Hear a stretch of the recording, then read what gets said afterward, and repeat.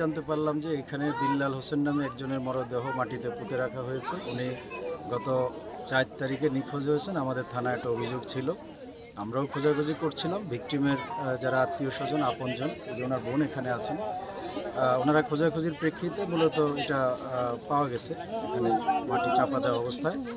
তো আমরা সবাই আসছি, আমরাও দেখতেছি এখানে দেখতেছি যে ওনার ভিকটিমের আপনজনরা পাড়া প্রতিবেশীরা মিলে বেশ কিছু ব্যক্তিকে এখানে সন্দেহজনকভাবে আটক করেছেন।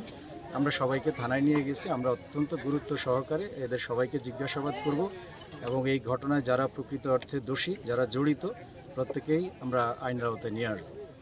আর এখন লাশের এখন বিকাল হয়ে গেছে, আশা করা যায় যে কালকে সকালবেলা পোস্টমর্টেম করা সম্ভব হবে। আমরা যত দ্রুত পারি ডাক্তারদেরকে রিকোয়েস্ট করে ওনাদের ভিকটিমের লোকজনকে তাদের কাছে ডেড বডিটা হস্তান্তর করব। এখন পর্যন্ত কতজনকে সন্দেহমূলক গ্রেপ্তার করা হয়েছে? এখানে আমার কাছে আমাকে বলেছে যে এখান থেকে 19 জনকে নিয়ে গেছে। আমি থানায় যাব, তারপরে এটা কনফার্ম করতে পারবো। ধন্যবাদ।